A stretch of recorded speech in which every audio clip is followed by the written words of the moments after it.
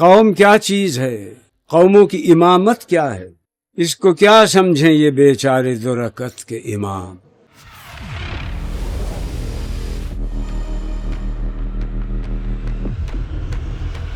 1000 سال سے کھڑی رومن امپائر جسے بڑے بڑے مسلم حکمران نہ گرا سکے، اسے سلطان محمد فاتح نے کس طرح گرایا؟ دا انڈیفیٹیبل اینڈ انونسیبل کانسٹینٹینوپول کی انٹلیکچوئل لیڈرشپ، یعنی ان کے علماء اس وقت اس بحث میں مصروف تھے کہ حضرت عیسیٰ علیہ السلام نے اپنے آخری سفر سے پہلے جو روٹی کھائی تھی وہ روٹی خمیری تھی یا فطیری۔ ان کے انٹلیکچوئل لیول کا اس حد تک گرنا اور اس طرح کے موضوعات کا زیر بحث آنا ان کی شکست کی اصل وجہ تھا۔ یہاں برِ صغیر میں مغلوں کی 1000 سالہ حکومت کا خاتمہ ہونے جا رہا ہے اور ہمارے بڑے ملا، بڑے علماء آپس میں کس بحث میں مصروف ہیں؟ کیا خدا ایک اور محمد صلی اللہ علیہ وآلہ وسلم بنا سکتا ہے؟ اگر آپ کہیں ہاں تو پھر محمد صلی اللہ علیہ وآلہ وسلم بے نظیر اور بے مثال تو نہ ہوئے، اور اگر آپ کہتے ہیں کہ نہیں تو اس کا مطلب خدا ہر چیز پر قادر تو نہ ہوا۔ یہاں سے اس دور کی شروعات ہوئی جس کے بارے میں رسول اللہ صلی اللہ علیہ وآلہ وسلم نے فرمایا کہ ایک دور آئے گا کہ آسمان کے نیچے سب سے بدترین مخلوق علماء سو ہوں گے۔ جہاں ایک سیاسی اجتماع یا ایک کنسرٹ کے لیے لاکھوں یا کروڑوں روپے لگا کر ارینجمنٹ کرنی پڑتی ہے، اس معاشرے میں ہمارے تقریباً 70% لوگ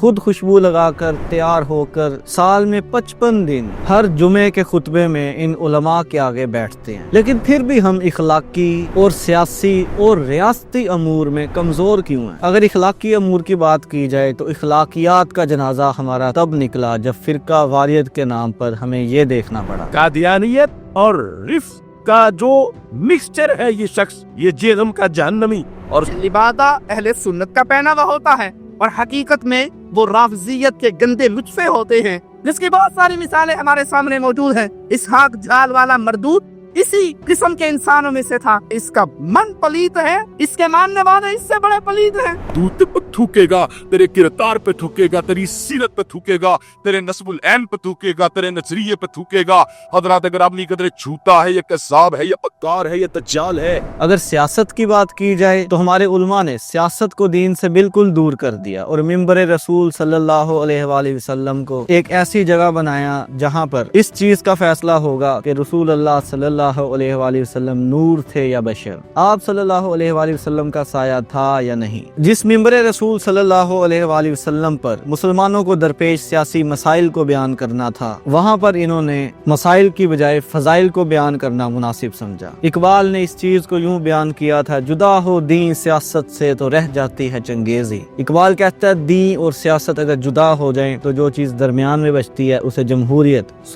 اسے چنگیزی کہتے ہیں۔ اگر بات کریں ریاستی امور کی تو ہمارے علماء نے ریاست کی تمام تر بربریت کو پس پشت ڈال کر ہر حال میں آج کے حکمران کی اطاعت کو فرض قرار دیا اور ملوکیت کے سامنے سر تسلیم خم کیا۔ ایک آدمی اس نے سب کو لوگوں کو قتل کر کے اور تباہی پھیلا کے نا اتنی پاور تھی، اس کے بعد بالآخر گورنمنٹ چھین کر اس نے اپنے ہاتھ میں لے لی۔ غیر شرعی طریقے سے آیا نا، ایک بات۔ دوسری بات، آیا غیر شرعی طریقے سے، لیکن ہو سکتا ہے اہل ہو، غلط طریقے سے آیا لیکن اہل ہے۔ نبی نے فرمایا نہیں، اہل بھی نہیں حکومت کا۔ جب بن گیا نا اور گورنمنٹ اس کے پاس آ گئی ہے تو نبی نے حکم دیا اس کے خلاف بغاوت کی آپ کو اجازت نہیں ہے۔ اسمعوا واطیعوا، سنو بھی اور اطاعت بھی کرو۔ اقبال نے آج سے 100 سال پہلے ابلیس کی مجلس شورا میں ابلیس کے ذریعے یہ کہلوایا تھا، یہ ہماری صحیح و پہم کی کرامت ہے وگرنہ صوفی و ملا ملوکیت کے بندے ہیں تمام۔ برنارڈ شاہ کہتا ہے کہ میں قرآن کو پڑھتا ہوں تو یہ محسوس کرتا ہوں کہ اس سے بہترین کتاب ممکن نہیں، لیکن میں مسلمانوں کو دیکھتا ہوں تو یہ محسوس کرتا ہوں کہ ان سے ذلیل قوم کوئی نہیں۔ اس سارے منظر کو دیکھ کے اقبال نے کہا، حرم رسوا ہوا پیر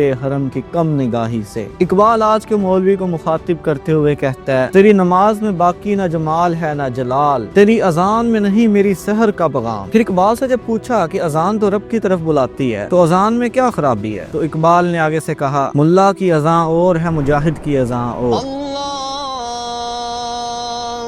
اکبر اللہ اکبر لا الہ الا اللہ۔ وہ کتاب جس سے غیر مسلموں نے ہدایت پائی اور وہ مسلمان ہو گئے۔ There's no way we knew that 1500 years ago. It just made sense. The Quran, even in the English translation, just completely made sense to me. The Quran just provided me with a cleaner option of all those stories, and then it added to it. آج کا ملا یا عالم یہ کہتا ہے کہ اس کتاب کو اگر مسلمان پڑھے گا تو گمراہ ہو جائے گا. بالکل کسی مترجم کی تلاوت آپ نے نہیں کرنی، یہ بات یاد رکھیں. عام بندہ جب قرآن کا ترجمہ اٹھا کے اس میں غور و خوض شروع کرے گا، یہ گمراہی کا دروازہ کھلے گا. اس کا نتیجہ کیا نکلا؟ وہی جو لارڈ برنارڈ شاہ نے کہا تھا، یعنی مسلمان آج دنیا کی ذلیل ترین قوم بن کر رہ گئے. اقبال کہتا ہے ہر کوئی مست مئے ذوق تن ثانی ہے، تم مسلمان ہو یہ انداز مسلمانی ہے، حیدری فقر ہے نئے دولت عثمانی ہے، تم کو اسلاف سے کیا نسبت روحانی ہے. لیکن آج مسلمان ذلیل و رسوا ہیں. اس کی وجہ کیا ہے؟ اس کے بارے میں اقبال نے کیا کہا؟ اگلے ہی مصرے میں اقبال نے کہہ دیا، وہ زمانے میں معزز تھے مسلمان ہو کر، اور تم خوار ہوئے تارک قرآن ہو کر. تم خوار اس لیے ہو گئے کہ تم نے قرآن کو ترک کر دیا. لیکن اقبال سے جب پوچھا گیا کہ اس ملا نے، اس عالم نے قرآن کو ترک کرنے کا کیوں کہا، یہ کیوں کہتا ہے کہ قرآن کو تم خود ڈائریکٹ نہ پڑھو، تو اقبال نے اس رات سے بھی پردہ اٹھا دیا. اقبال کہتا ہے خود بدلتے نہیں قرآن کو بدل دیتے ہیں، ہوئے کس درجہ فقیہان حرم بے توفیق. ان غلاموں کا یہ مسلک ہے کہ ناقص ہے کتاب. ان غلاموں کی یہ سوچ ہے کہ یہ کتاب ناقص ہے. کیوں ناقص ہے؟ سکھاتی نہیں مومن کو یہ غلامی کے طریقے. یہ مومن کو غلامی کے طریقے نہیں سکھاتی. یہ مومن کو نہیں بتاتی کہ تم نے ان سلاطین کے آگے، ان حکمرانوں کے آگے کس طرح اپنا سر جھکانا ہے. یہ مومن کو یہ چیز نہیں سکھاتی کہ حکمران وقت کی اطاعت ہر حال میں فرض ہے. یہ مومن کو دین اور مذہب کے درمیان فرق سکھاتی ہے.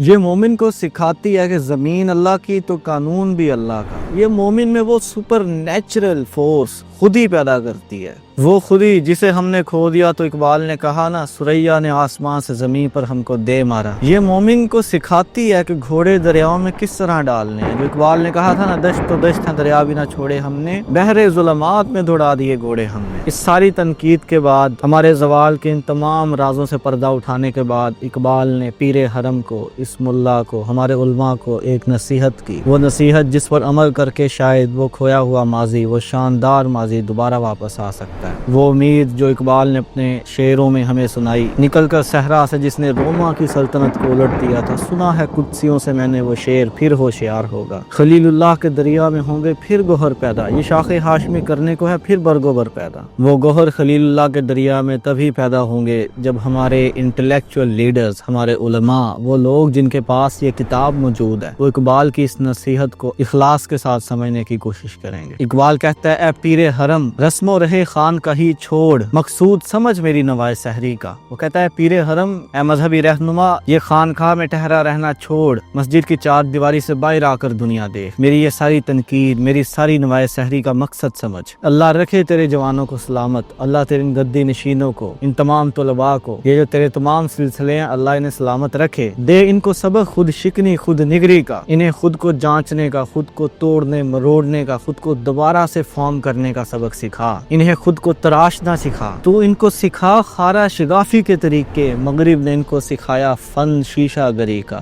اقبال کہتا ہے مغرب نے انہیں شیشہ بنانے کا فن سکھایا، لیکن تو انہیں پہاڑ کاٹنے کا طریقہ سکھا. تو انہیں ناممکنات کو ممکنات بنانے کا طریقہ سکھا. تو انہیں وہ روحانیت دے جس کے بارے میں آج بھی ہم کہتے ہیں کہ تھم تھا نہ تھا کسی سے سیل رواں ہمارا. پھر اقبال کہتا ہے دل توڑ گئی ان کا 2 صدیوں کی غلامی، دارو کی سوچ ان کی پریشان نظری کا. اقبال کہتا ہے یہ جو 2 صدیاں انگریز نے ان پر حکومت کی، ان کی عقل کو غلامی کی زنجیروں میں باندھا، انہیں آئیڈینٹی کرائسس کا شکار کیا. ان کا دین تو کیا، ان کا کلچر بھی ان سے چھین لیا. اس پریشان نظری کا، اس آئیڈینٹی کرائسس کا کوئی حل سوچ. آخر میں اقبال کہتا ہے کہہ جاتا ہوں میں زور جنوں میں تیرے اسرار.